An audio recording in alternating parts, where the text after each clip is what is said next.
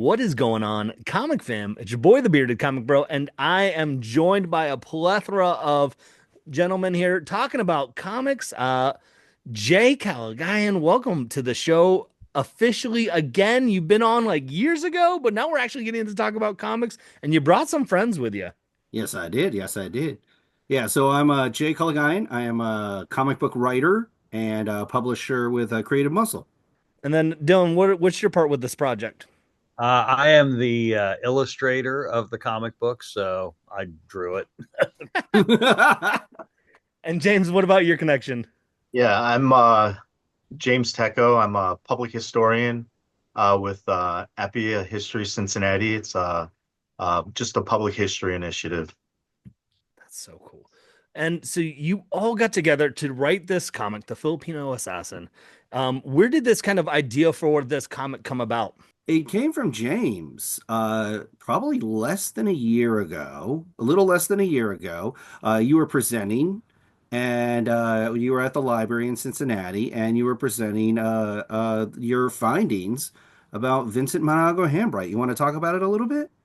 Yeah, sure. Yeah, so Vincent Manago Hambright presented, yeah, like around a year ago. I would say, over 2 years of research that I've been working on with him, and it started with one of my main projects is I'm researching Asian American Pacific Islander migration to Cincinnati.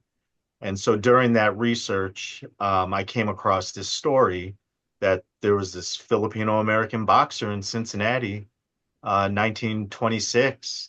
And when I found this information out, I just went down the rabbit hole to learn more about this guy, and finding just more articles about him, newspaper articles uh, that just really just drove me to find out more about him as a person. Hmm. And I was listening to your presentation, and with me was my buddy Billy. Billy is president of FASO, the Filipino American Association of South Western Ohio, and he lived in Cincinnati all his life, Ohio, Cincinnati all his life. And we were both like, just like, what? There was a boxer who's Filipino in the 1920s, and it was just amazing to f find that out. Honestly, I feel like a lot of Filipino history, I don't really feel like I know very much about it. I felt like a lot of Filipinos didn't come here until post World War II. Hmm. And Dylan, how did you get connected with this project then? Dylan? Well, Jay and I work on Mest comics together, and I'm sure he probably tried to get a Filipino illustrator to do it first, but he probably had to come crawling back to me. No, but he told me about it, and I was interested. I mean, Jay could ask me to make a comic book about Bob Evans, and I would be like, "I'll do it right, or I won't do it." I think It's that, a sausage gravy. It's a sausage yeah. gravy. I kind of want a comic like that now, so I hope that's on the market Yeah. later. So, I mean, admittedly, I'm a little bit more, when Jay told me about it, I was like, yeah, boxing, I could make a comic book about that. And I was really excited to do it. I have a pretty fast turnaround. And I think from doing storyboards for TV and stuff, I can kind of also, if you bring me in, I'm good at just being like, thinking about it, like, how am I going to execute it without bringing a lot of emotion sometimes into it. I'm very just like, this is the story. Let's draw this. How fast can we do it? So I was excited to do it.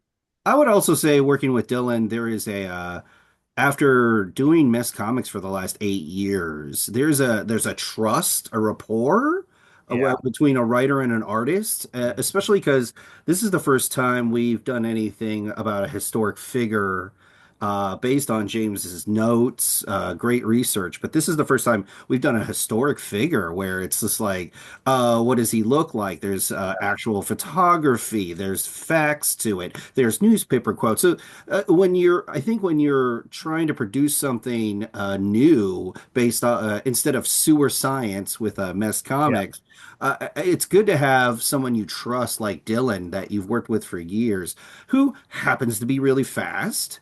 who also you just have a shorthand with. I think when we go back and forth, there's almost like a unwritten feedback that Yeah, we we have don't a good give each workflow. other. Yeah.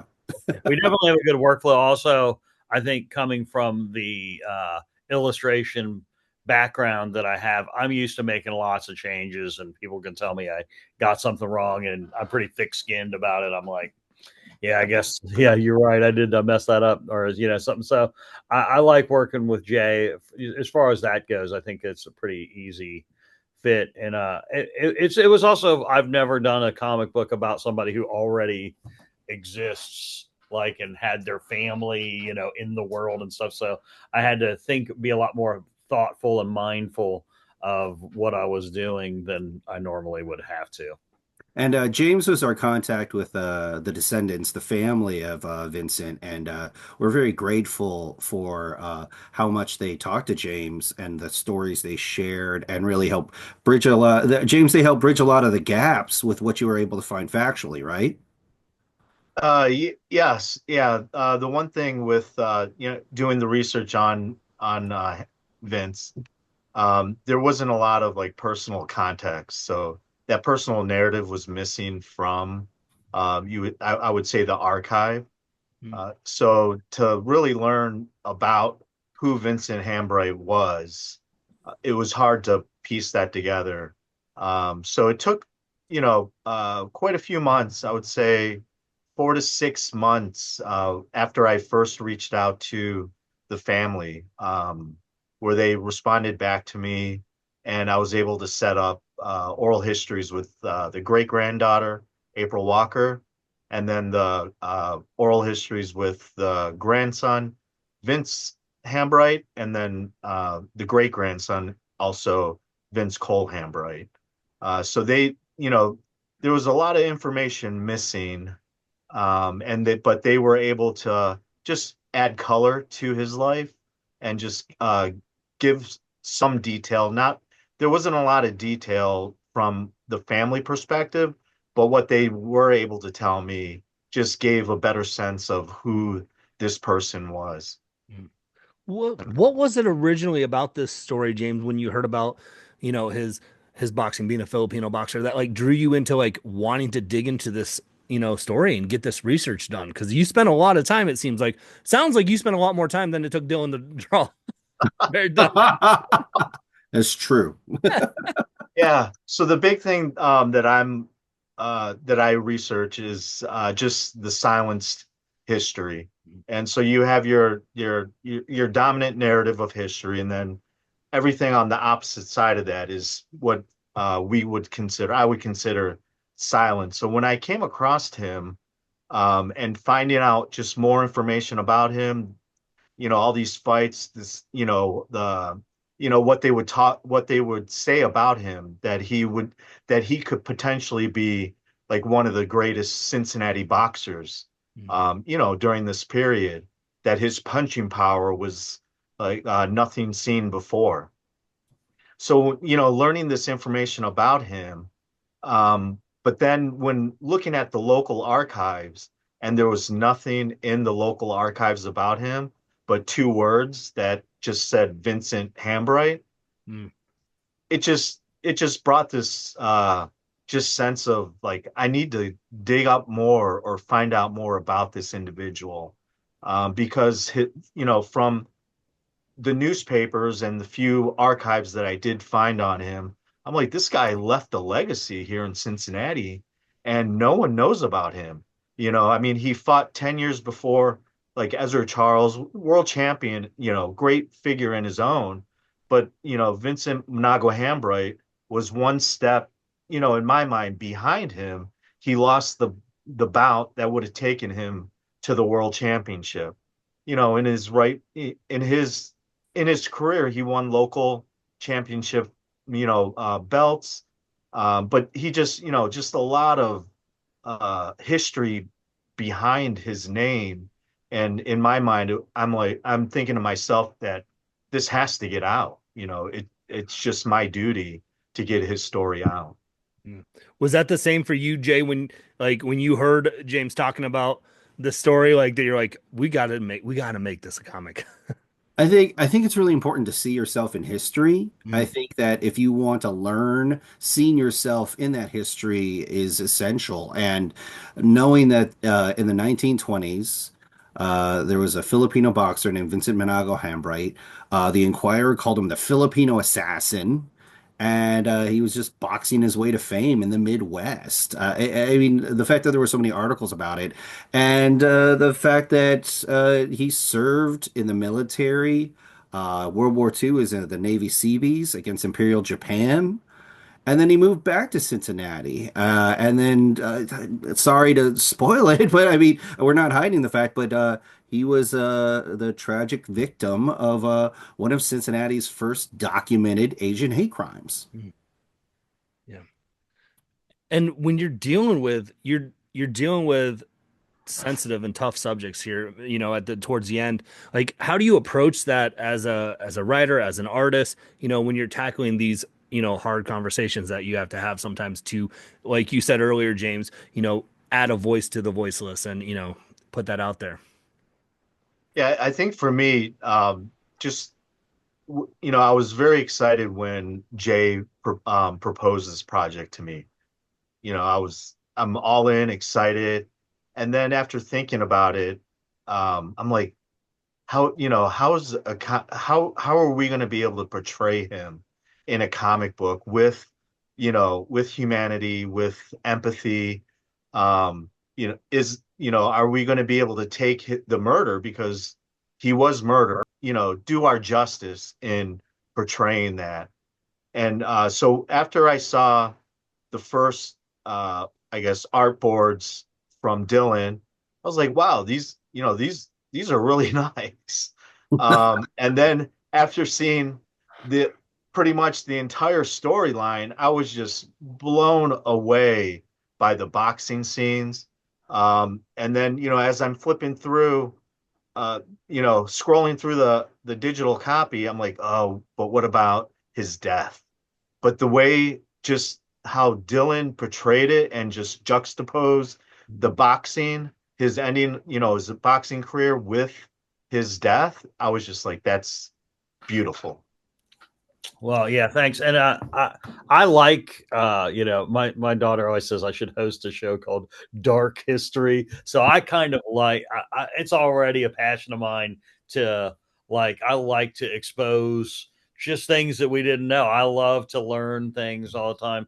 So when Jay told me about it, I couldn't wait to do it just because I feel like you guys were saying other histories, and I had just seen a graphic novel that somebody had made about Texas, but it was from the Mexican perspective, Mm. and it was a whole black and white graphic novel. It was awesome, and I was like, I was reading through that, and I was like, well, I did not know that. That was not the Davy Crockett that because I'd always heard that the Alamo was a little bit racist or something, and I was like, oh, you're probably being sensitive. I was like, holy crap, it's super racist. So I didn't but I like knowing that it doesn't bother me or I think that I think it just gives us a more complete history of, I mean, I don't really like heroes. I feel like that's for little kids. I was like, I just want to know the real Mm. complete person.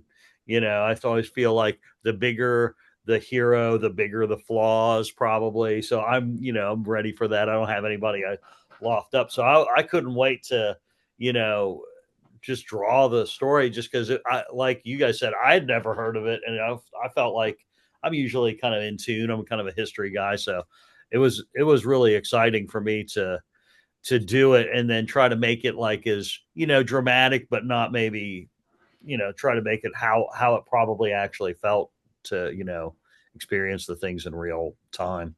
I think that what we try to do first with all the work we do together is we want to entertain. That's the first thing we want to do with our books. We want them to be entertained enough to keep flipping through and keep reading and be engaged. And then hopefully there's a level of education, and then the next level is enlightenment or engagement. So we try to have a book that entertains first, but reveals some of that hidden history that you might not know about. And the story's interesting. So it's not like we had to like it's about a boxer. He like comes from humble beginnings. I mean, the story had it all. So it's not like I was like, how am I going to make this interesting? It was how I mean, this story's pretty good. I felt kind of more like James threw me a spiral, and maybe I just got done eating like a ham sandwich. I was like, oh, I'm dropping this. So it was more the pressure was more to have the art live up to the story, not how am I going to dress up this dog of a story. I thought And the then story. when we were doing the script, this was the most interesting part. We were playing with time. So the script, this is the first time I did a script in a spreadsheet, and I was really concerned if this was working. But basically, the bottom panels going all the way through the issue are all boxing. It's the entirety of the boxing career from beginning to end. While the top and the middle panels, it's another timeline from his birth all the way to his service, his tragic death, and the end result. So it's really interesting seeing that flow and how they connect together. And there are a couple pages of just pure boxing, which Dylan, you've done beautiful pages of the fights and everything like that. So it was amazing to play with the two timelines. And again, first time I ever did a script in a spreadsheet. So that way we could see it all I'm glad you lining did it up. that way because it would have got very confusing. So also, I just watched Raging Bull before I did that. I was like, so black and white boxing. I was like, hell yeah, let's do this. I was already kind of charged up about that. So I thought that was pretty cool. And then, moreover, I was glad that James, he like when he first saw the first ones, he was like, yeah, everybody, all the Filipinos would have had their hair combed back in that era. And I was like, son of a bitch, he's right. And it was funny. Like I told Jay, I was like, oh shit. And I was like, I mean, I'm glad it's funny because like I'll be like, darn it, but at the same time, I'm like, I'd much rather hear it now than for the rest of my life when somebody reads, these haircuts are all wrong. And as I would research it, any picture of anybody from the Philippines from that era all had, like a little ducktail kind of, the hair was like pomade must have been huge on the islands because everybody had their hair slicked back. So I was glad he kind of came in and said that because even every single boxing picture from that era, everybody's hair was slicked back. It was really weird. Also, in this day and age, it's amazing how we have social media and we have pictures of everyone, and there's pictures everywhere, and everyone has a camera in their pocket. But I mean, it was so. I would say to anyone listening out there, try and keep pictures of your family because it wasn't even that many generations going back, and there was nothing to go off of as far as photo reference, right, James? There were just a few family photos, but um, it no one really knows what happened to his personal belongings. So after he was murdered, his ex-wife, they just went through a divorce. She was still in Cincinnati, but from the oral histories, they mentioned that right after the court case, because interesting, his son, Vincent Jr., was at the court case. So right after Arnold Spivey, he was the shooter, after he was acquitted of first degree murder, a manslaughter, um, the the mom took the family and left for California. So there's just assumptions and just inferences that she left everything here because the trauma of his murder was so, just impacted the family to such a degree that they just left, the city. So a lot of, they're just thinking that they left it here, or the mom was, still in Cincinnati, but she moved back to the Philippines. So they're thinking maybe she took it back to the Philippines. So a lot of his personal belongings, memorabilia, it just doesn't exist. It's what I think though is so important is, that what you all are doing is bringing back a story, that seems like it was forgotten to life, and you're adding visuals to it so that you can tell the story that needs to be told. And one of the things I really appreciate about the book, Jay, you kind of mentioned it. You have the running timeline at the bottom. Where was it for you as a team, to figure out what type of layout, right? Because this isn't your necessarily your token comic book layout that you would see, of like however many panels. Like you have it kind of as a three, but then you also have like other ones where it's kind of and then the running timeline underneath. Where was this whole idea for the layout of how you wanted to tell this story in comic form?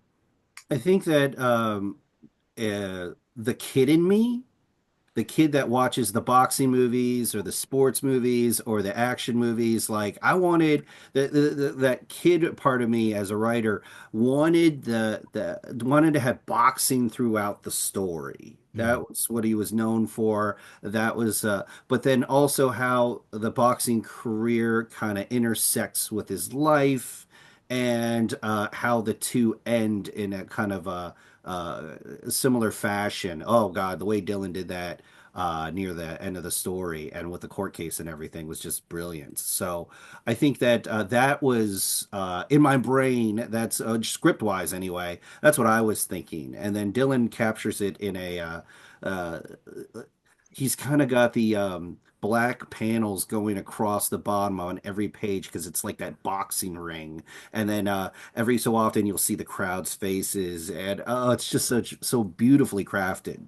Well, I think also you had said we'll have the bottom be a different timeline, kind Yeah. of. So I thought, well, let's make those have a little bit different of a look. So let's make all the background black, and then do the figures more, lighter instead of, and then have the top be like, light to medium, just so it would visually kind of stand out from, and I think that was good too, because that way there was no lull on a page. Every page had some kind of action on it. So I thought that'll keep people engaged pretty well. The other thing that you haven't seen yet, Greg, and I got to mail it to you, is the actual comic itself. You've seen the PDF of it, Mhm. but our regular printer is Seamless Printing, and they recommended this different this different paper stock, Okay. which kind of has a beige to it. Dylan, would that make sound right? And it Yeah, almost added to it, like it made it feel older. kind of a mid cream. It was almost like gave it a Yeah, sepia. Yeah, it Uh, made sepia it tone. made black and white Filipinos look more Filipino, if I can say that. like, yes, finally. But it just added a great just texture to it as well. So we've been printing in this. It has a vintage feel, which goes along with the story from the 1920s. And Yeah. yeah, we're really excited. So I'll send you one of those just so you can see it. Yeah. But yeah, seeing the PDF is great, but just seeing it in your hand, I think, really helps get you in that mindset to find out some hidden history. We Yeah, should have burned the edges too, like in high school when you had to make like a map or something, like burn the edges. well, it makes sense, right? Because the story that you're telling, and then the time, like, it almost would feel weird if it was like in this high gloss, like, format. 'Cause you're like, wait a second. It's like when they do the reprints of like the Batman comics, and they're like, oh, let's give you Detective 27 with a foil cover. Like, why do you want it? Doesn't Wait, really are you feel saying you good. want a hologram cover, Greg? We don't have that yet. There's No, no I don't. hologram covers I'm yet. saying Okay. that's what is brilliant. I'm saying you don't have that, and it works because you're leaning into the era, the time that the medium was being and the story was created. Yeah. So one of the things I guess I always like to I've kind of started to ask a lot more is if someone's reading this, what's a hope that you have that they take away from this story, reading this comic? For me, it's to for them to inquire about what's missing in history. So, again, I'll go back to we know this dominant narrative here in Cincinnati. It's very white black, and it's very and it should be, because the history is surrounded. It's we see history through the lens of white and black, and so looking at Asians, to ask that question, who else is missing from the narrative? This historical narrative, because I know it couldn't have just been white black. here in Cincinnati. But asking that question and learning that the historical narrative is very much more diverse than how it's portrayed. It makes history more inclusive, and it connects the generations to wanting to learn, understanding their own history. Just like as Jay mentioned earlier, when I first moved to Cincinnati back in 2003, just looking around the Cincinnati landscape, there was nothing that represented me here in Mm. the city. And it wasn't until like 10 years later, or maybe even 15 years later, that they painted the mural in over the Rhine representing the Asian grocery store down there on the side of the building. And then some other murals popped up. But when I look around the city landscape, pretty much Asians, I mean, are really excluded from whatever's being the story that's being told within the main narrative here. And, again, just my thing is when you read this, you're like, oh, I didn't know about this. What else can I learn? What else is out there that I just don't know about? I mean, I would like for people to look at it and say, "Hey, this would make a great movie. We should hire him to be the storyboard artist for it." And that's what I definitely, yeah, I think I want people to think, man, this guy lived a life. Because my wife and daughter were like, "Oh, it's so depressing of a story," but I was like, "Well, I mean, if he did all the same stuff and then just got in a car wreck or something, I don't know. I mean, if it would have been any less sad or more sad. I think Yeah. that, I mean, to me, it seems like he lived a really, a nice life and had everything. And then the end was just so, I think almost just, it's so horrifying because it's just so dumb and senseless what happened to him. But I still don't see him as full. I feel see his end is unbefitting of him, but I wouldn't say his life didn't seem like a tragedy, because I thought it was kind of inspirational that he never gave up, and Mm. like he would fought pretty late into his years, and that he still joined the Seabees at like kind of like past his prime even then, so and still was fighting and stuff. I thought that was just, I thought that it was a really unique story, and I was just glad to be a part of it. Mm. So I just saw Sinners, Ryan Coogler's movie, and I was watching it. I was enjoying myself. They go to the city and they talk to some Chinese grocers, a grocery store owned by Chinese people. And I was like, oh, well, that was nice to include. And then later I find out, again, entertained, but then I was engaged to ask questions. I wanted to educate myself. And I found out that there was a chains of different home-owned grocery stores by Chinese people who serve the white population and the black population Mm. throughout the South. And I was like, I had no idea.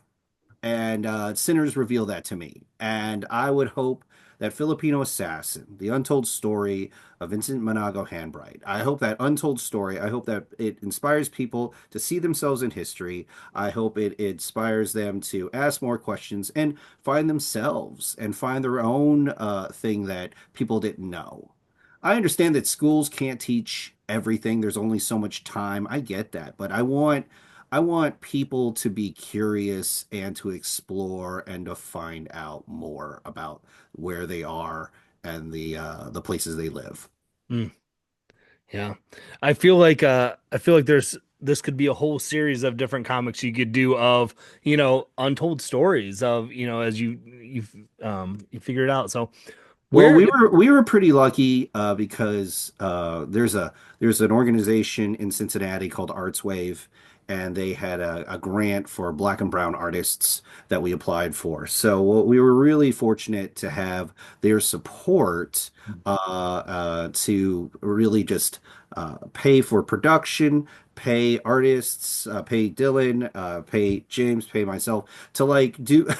I know. Hey, what? And to really produce this work that we're gonna just keep getting out there as much as possible. So yeah, we're really fortunate to have something like Arts Wave offer that kind of opportunity, and we're hopefully get more of those kind of grants out there to support artists to tell those stories. Yeah. So Yeah. if someone's watching this or hearing this interview and they're like, I want to check out this book, how can they check it out? So they can go to Mess Comics, MESSED Comics, COMICS .com, messcomics.com. That's the book that Dylan and I have been working on for the last 9 years. And then also there's links to get the comic book and some blog posts about the behind the scenes. Nice. Fantastic. Well, thank you all so much for just taking some time to talk about comics with me and tell Thank this you. very, very inspiring story. I mean, we could have been here for 5 hours and you could have just kept asking questions. I would have just kept going and going and going. I was like, I love it. I love it. yeah, hopefully they have us. I would love it too if we did a whole series on it, because then I wouldn't have to always be like, all right, what's my next project? So yeah, I was really happy to do it. I think being quick at turnaround makes things a lot easier, just because then to me the budget was actually great, but that's because I could turn it around quick. But if I was Yes. super slow, then I would have been like, oh no. So I think that's the key is Jay and I being working in tandem so much makes us be able to take what to some people wouldn't be a good enough budget, but then it turns out to be a fine budget. I thought. Absolutely. So. Absolutely. Before I let you go, I want to ask, um, is there anything that I know we've been talking a lot about Filipino American? Is there the Filipino Assassin? Is there anything that you would like to hit on of that you've worked on that you'd say, hey, I'd love for y'all to check out this too or something? I know Jay, you kind of mentioned Mest earlier, but Well, James, what's your Instagram site? It's just on Instagram, right? Yeah, right now it's just Appia APIA History Cincy for Instagram. But so yeah, so I'm using the Instagram just to showcase some of these stories. But the main project that I'm working on is just this digital map, which is I'm locating the significant and historic spaces from the Appia community here in Cincinnati. So the Chinese first came to Cincinnati in 1873. And so this map will it'll put all the historic markers for stores, residents, for entertainment sites, social spaces. So I'm just working on that. And hopefully, by the end of next year, I'll have that complete. And it'll be, because I am a more public historian, this is just will be on like a website for just public consumption and to share. Dylan? And I just finished I illustrated a kid's book with this author named Victor Dean, and he did a whole story from the point of view of Africans, African American descendants, but in Mexico.